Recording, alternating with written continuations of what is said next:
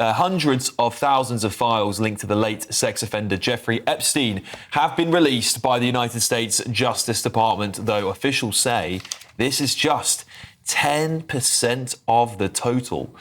Among the latest documents are photographs of Michael Jackson, Andrew Mountbatten Windsor, and former US President Bill Clinton. In one image, he is pictured by a pool with Ghislaine Maxwell, and in another, in a hot tub with an unidentified woman. Being named or pictured in the files does not imply wrongdoing, we are, of course, pressed to add.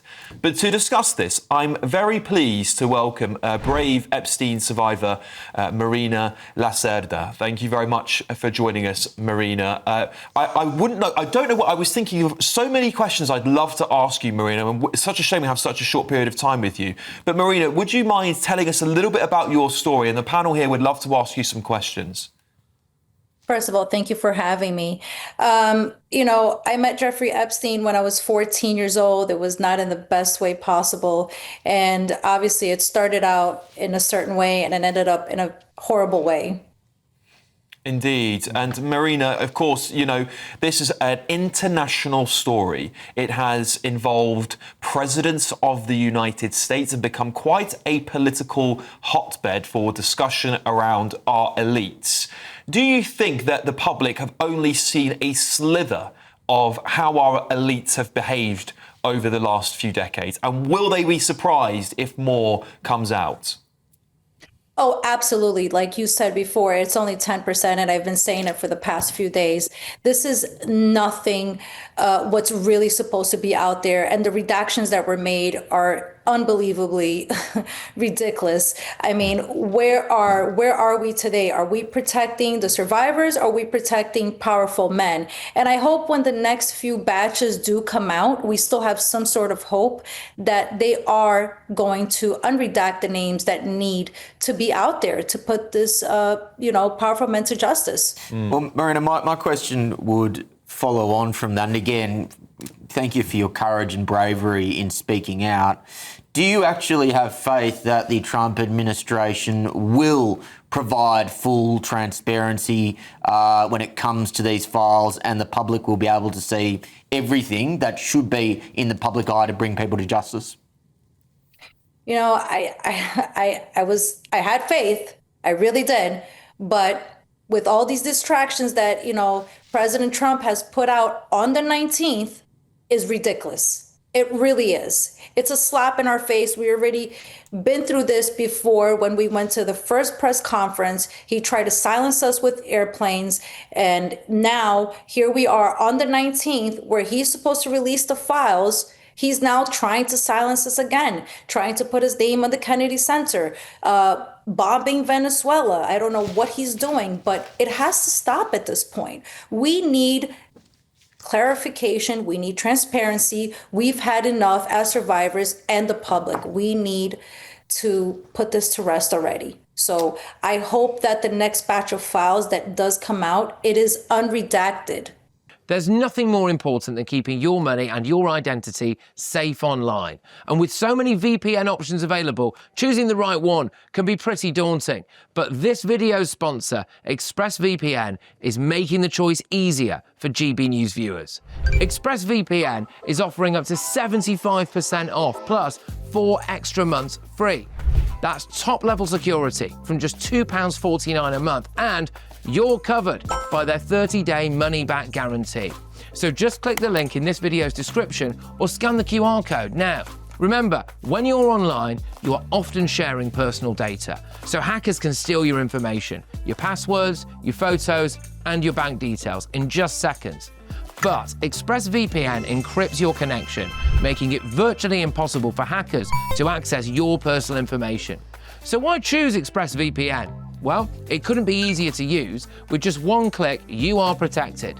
And ExpressVPN uses military-grade AES 256 encryption, which is the same standard trusted by the US government to guard their classified information. With their new tiered plans, you can protect up to 14 devices at once and manage passwords securely. Live chat support is available 24/7, and it typically connects you in under a minute with a real person. Click the link in this video's description or scan the QR code to get up to 75% off ExpressVPN, plus 4 months extra for free. Start protecting yourself today with ExpressVPN. Marina, thank you for your time tonight, and thank you for being so brave, because I'm a doctor, I work with victims of sexual abuse, and I know how brave you're being. Why would you say that these files are being released so slowly and are so heavily redacted? I think it's slowly coming out because whoever's working under Trump is redacting those names heavily. And I don't mean the survivor's name. I mean these powerful elite men that need to be put out there. We need to all come together, not as just survivors, but the whole public. And we need to say, stop.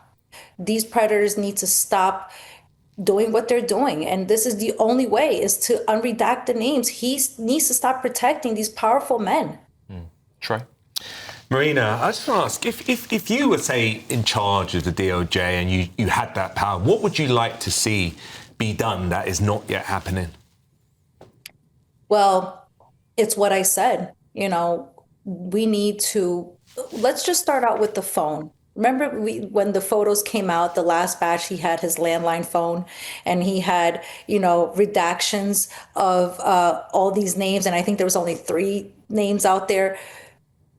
Can we just talk about the fact that none of the victims' names or the survivors' names are going to be on his speed dial landline? We need to start there. Let's be clear, and let's put out these names, who he was calling, okay? And then the pictures that they put out yesterday, all these pictures, what are the pictures? Where are they from? Where? How? What time? What place? Are they in New York? We have the picture of Bill Clinton in the pool with Ghislaine and another woman. Where is this picture being taken? There's no context in any of this. We are being misinformed.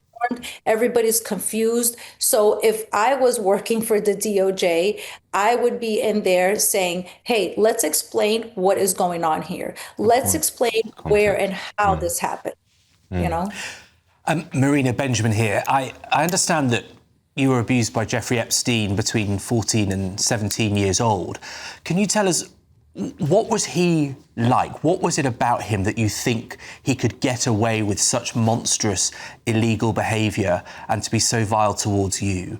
And secondly, you've been incredibly powerful and brave. You've taken back that power in order to prosecute him.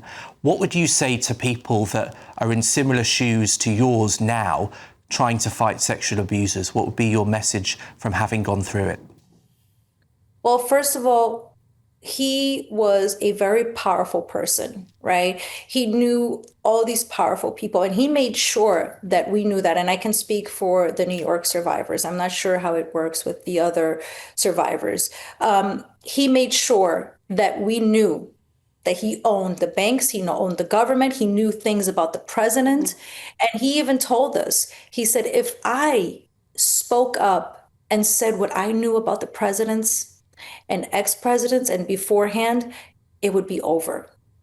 So when we look at a man, right, young girls, children, and we see this man in power, and when he used to, when we used to massage him, he used to be on phone with all these different types of people, powerful people, and he would make sure that he would be like, hey, I'm on the phone with such and such, say hello. I'm with a young, beautiful woman. So it was more to brag. He was a bragger. He was a manipulator. He was an aggressor. Okay. And this is coming from a New York survivor. I think he was an abuser in every different state. He was different with everybody, with every girl. Okay. But in New York, he made sure that you knew this. Okay. And today, what I would like to say, and the reason why I speak so loud and so clear, is I like to say to anybody who has an ongoing abuse or has had a past abuse, to not stay silent, not to be ashamed of it. There is nothing to be ashamed. It is not your fault.